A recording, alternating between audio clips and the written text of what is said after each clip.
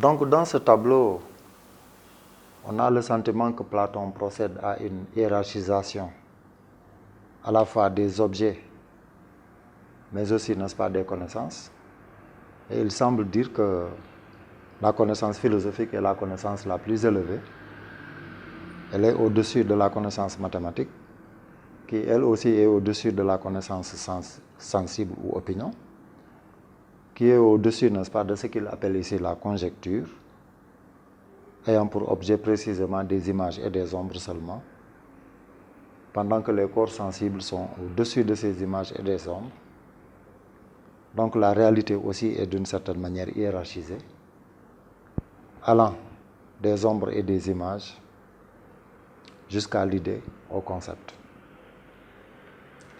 Il y a aussi à dire que le dualisme platonicien ne renvoie pas systématiquement à l'idée d'une opposition insurmontable entre, par exemple, le monde sensible et le monde intelligible. Nous voyons dans ce tableau que le sensible est doublement constitué et l'intelligible aussi est doublement constitué et qu'il y aurait donc à la fois des objets qui sont voisins et des formes de connaissance qui leur correspondent qui sont tout aussi voisines. Voilà pourquoi, pour ce qui concerne la connaissance justement, dans le Ménon, Socrate semble montrer, en prenant l'exemple du voyageur, que celui qui agit par opinion droite peut tout aussi bien atteindre le vrai que celui qui agit par science. Et que du point de vue donc des résultats, l'opinion pourrait être un bon guide, comparable, n'est-ce pas, au guide que constitue la science, justement. Du point de vue aussi des objets, on voit bien que l'objet mathématique est quelque peu ambigu et il est double, parce qu'une partie de cet objet est engagée dans le sensible, ce sont les figures, alors qu'une autre partie de cet objet-là est engagée cette fois-ci dans l'intelligible pur, ce sont les nombres. Et cette opposition d'ailleurs, à l'intérieur des mathématiques, va sans doute influencer Platon lorsqu'il écrit au fronton de son académie que nul n'entend ici s'il n'est géomètre, voulant dire par là que les mathématiques constituent une propédeutique à l'esprit, c'est-à-dire que les mathématiques préparent l'esprit à la philosophie, à la réflexion philosophique, à cette forme de connaissance extrêmement élevée, si l'on s'en tient à ce qu'indique, n'est-ce pas, le tableau. Alors, ça nous permet d'identifier la philosophie par sa finalité, la nature de la connaissance philosophique. Ça nous permet aussi de l'identifier par son objet d'étude, car contrairement aux sciences qui étudient des phénomènes, des choses parfois observables, la philosophie, elle, a pour objet l'idée, c'est-à-dire des réalités qui sont tout à fait invisibles. C'est peut-être en cela que certains arrivent à réduire la philosophie à la métaphysique, puisque l'objet métaphysique est aussi de cette nature-là. Et c'est par là d'ailleurs qu'on distingue cette dimension de la philosophie qu'on appelle la métaphysique à la science, qui elle étudie des phénomènes et procède par une autre méthode que celle du raisonnement exclusivement. Notre démarche a consisté dans l'étude de cet axe, de ce premier axe du domaine 1 intitulé la réflexion philosophique. Le premier axe est intitulé origine et spécificité de la philosophie. Nous avons commencé par introduire, par entrer dans le problème, par un texte de Jean-Pierre Vernant où il est question des manières d'aborder, n'est-ce pas, le problème de l'origine de la philosophie. C'est de cela dont il est question. Mais justement, il se trouve que parmi ces manières d'aborder le problème de l'origine, il semble nous inviter à répondre à deux questions. Une question qui est liée spécifiquement à l'origine historique de la philosophie et une autre question qui est liée à l'identité de la philosophie. Nous avons commencé par étudier précisément la question de l'identité de la philosophie et pour ce faire, là aussi nous avons introduit un texte, c'est le texte du Banquet qui est consacré à la définition de l'amour, un discours qui sans doute vient de Diotim, mais que Socrate va rapporter au Banquet. C'est ce texte-là que nous avons étudié, où il était question précisément du statut du philosophe, c'est-à-dire où ranger le philosophe dans la catégorie de toutes ces disciplines qui ont un certain rapport avec le savoir, comme par exemple Dieu a un certain rapport avec le savant a un certain rapport avec le savoir, l'ignorant aussi a un certain rapport avec le savoir. Est-ce que ces sujets-là sont dans des postures de philosopher? Évidemment, Diotim me répond que non, parce que ces sujets-là ne sont pas habités par le désir de connaître. Précisément parce qu'ils savent déjà, ou pour ce qui concerne l'ignorant, ils croient savoir. Or, savoir et croire savoir débouchent sur la même attitude. C'est une attitude qui ne favorise pas le questionnement, l'interrogation philosophique. Donc, à partir de là, qui est philosophe et qui ne l'est pas, on en vient au concept d'amour, un concept qui est un vocable de la notion de philosophie. Lorsqu'on la décompose, il y a dedans cette notion d'amour, il y a aussi la notion de la sagesse. Or, tout semble montrer que ceux qui savent ou qui prétendent savoir ne philosophent pas.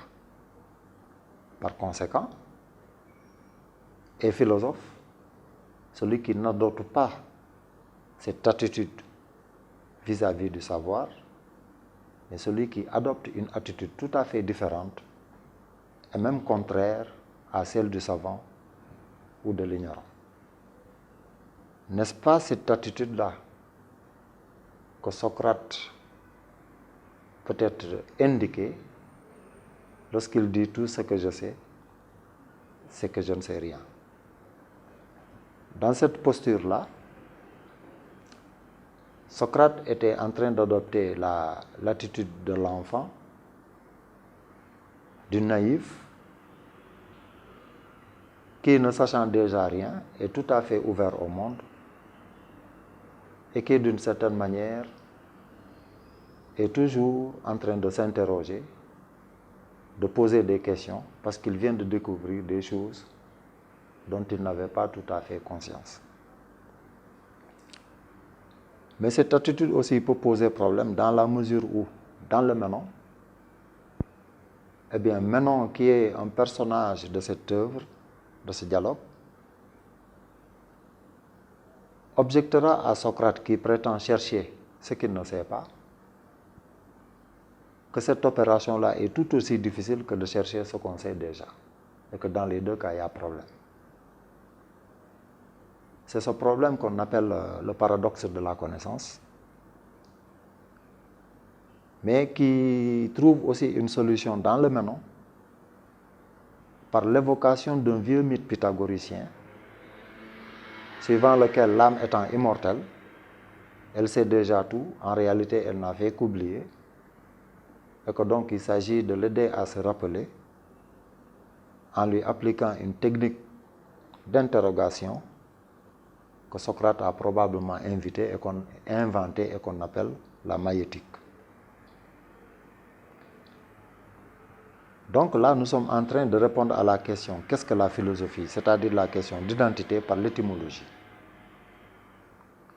Mais aussi, on peut procéder d'une autre manière pour définir la philosophie, pour répondre à la question « Qu'est-ce que la philosophie ?» Et c'est là où nous faisons intervenir ce tableau qui en réalité n'est qu'un schéma, n'est-ce pas, de texte, extrait du livre 6, fin livre 6 et début livre 7 de la République, de Platon toujours. Alors dans ce tableau, on cherche à identifier, à définir la philosophie par son objet d'étude et par la finalité. C'est-à-dire, lorsqu'on applique la méthode du philosophe à l'objet, quelle connaissance pouvons-nous obtenir? Quelle est la nature de cette connaissance? Et là aussi, c'est une technique définitionnelle, j'allais dire, parce que si on nous demande qu'est-ce que la physique, on répond sans réfléchir d'ailleurs que c'est la science qui étudie les phénomènes physiques, les phénomènes naturels extérieurs à notre conscience. Et là, comment elle procède? Par une certaine méthode qui associe le raisonnement et l'expérience. Donc, si la physique qui est une science procède de cette manière, est-il à partir de là possible d'identifier la philosophie? Précisément en la comparant du point de vue de sa méthode et du point de vue de son objet d'étude à d'autres disciplines qui, comme elle, cherchent la connaissance, cherchent le savoir. Et là, nous trouvons que c'est la nature de l'objet philosophique, tel que cela apparaît dans ce tableau-là, qui est l'idée et le concept, qui ne s'offre pas à étudier par l'application d'une méthode dite scientifique, car celle-là, pour l'essentiel, utilise aussi l'expérience en dehors, n'est-ce pas, du raisonnement.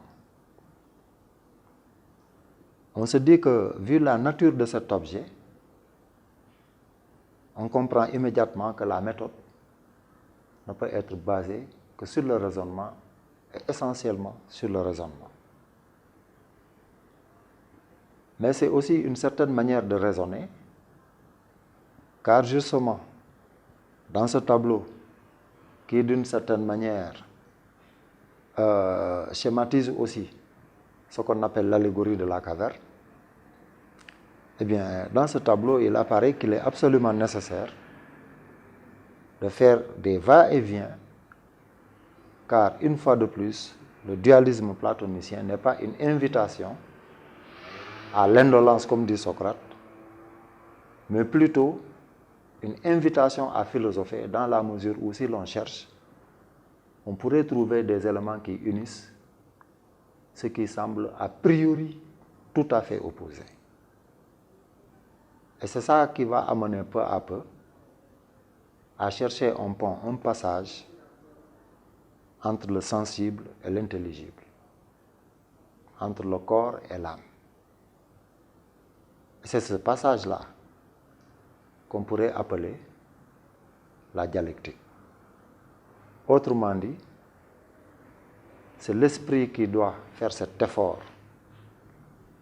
de s'évader, de se libérer un peu des contingences de la vie, n'est-ce pas, de tous les jours, pour connaître. Mais cette connaissance ne peut être valide que si précisément l'esprit revient encore sur terre pour éclairer, n'est-ce pas, les problèmes par la lumière, n'est-ce pas, de la connaissance et de la vérité. Ce que les hommes de science appellent naturellement la vérification de l'hypothèse. Donc, nous voyons qu'en réalité, ce qui spécifie la philosophie et qui la distingue de ce qui n'est pas elle, peut être cherché aussi par la réponse à la question « Qu'est-ce que la philosophie ?» Car effectivement, on définit aussi par l'objet et la méthode. Donc, ce point étant étudié, il nous reste maintenant l'autre question où, quand et dans quelles conditions économiques, politiques, socio-culturelles la philosophie est-elle née. Maintenant, il nous faut aussi un texte support. C'est toujours le même auteur, Jean-Pierre Vernant, le premier, qui nous indique ce texte. Et dans ce texte, il dit carrément que la philosophie a un état civil. Autrement dit, la philosophie a une carte d'identité dans laquelle on peut recueillir, n'est-ce pas, des informations sur son lieu de naissance, sur sa date de naissance, mais aussi sur certaines conditions dans lesquelles elle serait née. Il affirme aussi que la philosophie est née à Millet par les œuvres de certains physiciens que nous prenons parfois pour des mathématiciens, comme Thalès, Anaximandre, Anaximène, dont certains venaient de l'Ionie, qui est un autre foyer, semble-t-il, de naissance de la philosophie. Au-delà de ces considérations tout à fait historiques, évidemment, la question qui se pose, c'est de savoir quelles conditions il prévalait à cette époque dans ces cités-là. Conditions économiques, conditions politiques, conditions sociales, culturelles, etc. Si nous arrivons à déterminer ces conditions, on pourrait se poser la question à savoir si ces conditions, d'une manière ou d'une autre, ont favorisé la naissance de la philosophie.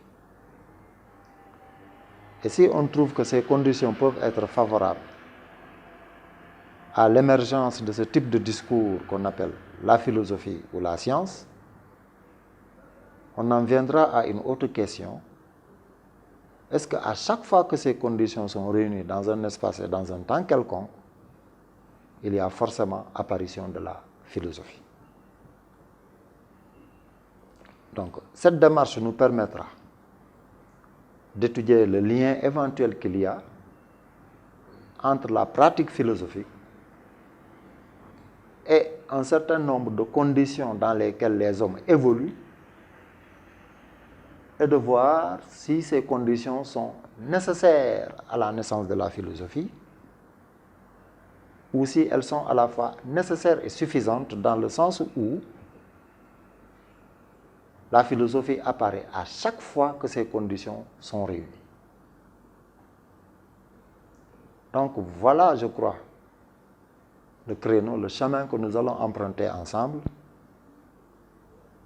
pour expliquer, n'est-ce pas, ce texte-là, qui est le troisième,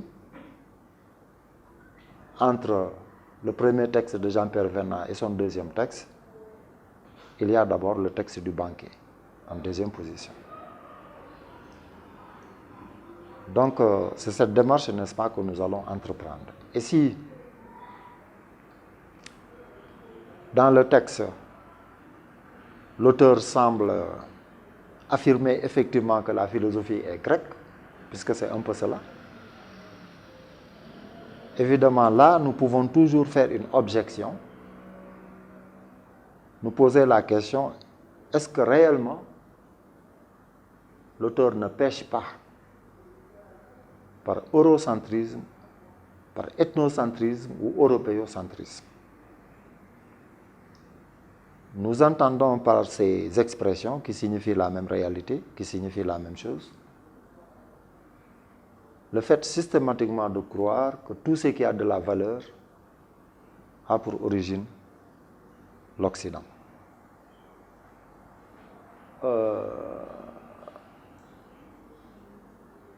Il faut rappeler peut-être, et c'est important, que la consigne du commentaire de texte, c'est d'expliquer et de discuter un texte.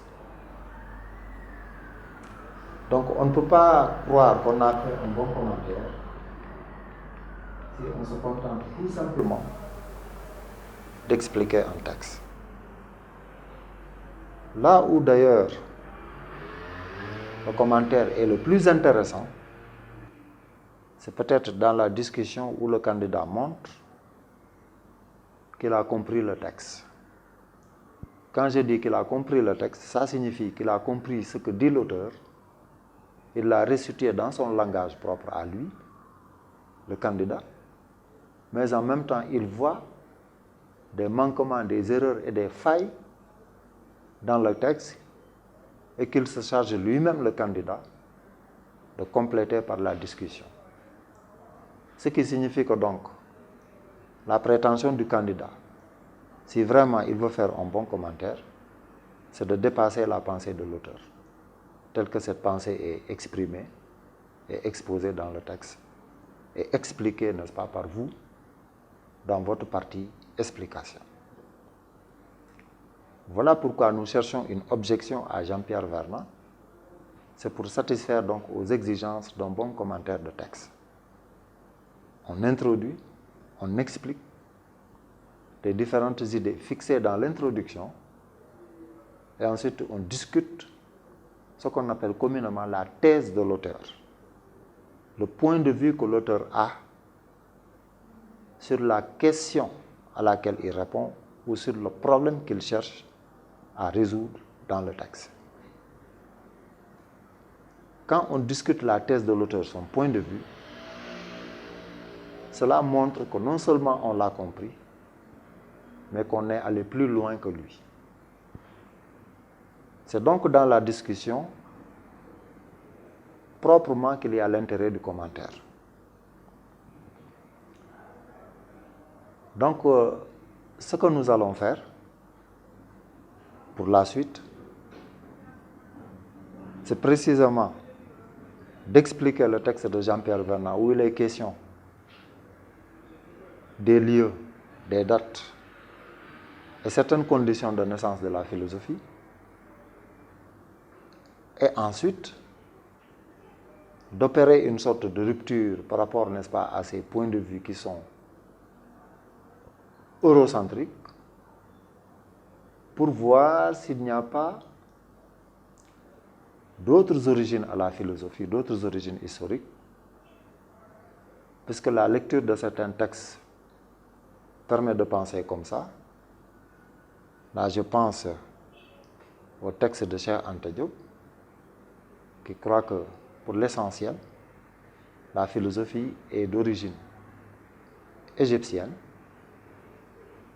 Et pour preuve de ce qu'il dit, il avance les textes des Grecs, dans lesquels textes les Grecs eux-mêmes reconnaissent être allés en Égypte auprès des prêtres, pour apprendre sans doute. On croit d'ailleurs que c'est là où, précisément, les Grecs ont puisé pour l'essentiel ce qui deviendra la géométrie. Un autre auteur français du nom de Christian de la Campagne, il a écrit une œuvre intitulée La philosophie ailleurs. Et quand on dit la philosophie ailleurs, c'est comme si on suggère l'idée d'une philosophie qui ne serait pas occidentale. Car ou bien elle est occidentale ou elle est ailleurs. Donc cet ailleurs-là, ça désigne en réalité toutes les autres cultures, telles que les cultures indiennes, les cultures chinoises, égyptiennes, négro-africaines, etc. Tout cela est rangé dans la catégorie de ailleurs. Ça indique déjà l'orientation précisément de l'auteur lorsqu'il dit qu'on ne comprendrait pas que la philosophie soit exclusivement d'origine grecque. Car à cette époque-là, justement, il existait d'aussi brillantes civilisations, il existait d'aussi grandes civilisations qu'il était possible que la philosophie naisse aussi dans ces cultures et dans ces civilisations-là. Et que donc, il se pourrait que la philosophie soit née, ou bien en même temps dans plusieurs endroits du monde différents, ou alors elle est née, n'est-ce pas, en même temps, mais c'est aussi dans plusieurs endroits du monde différents. Par conséquent, il faut ranger l'idée de l'auteur selon laquelle la philosophie est grecque,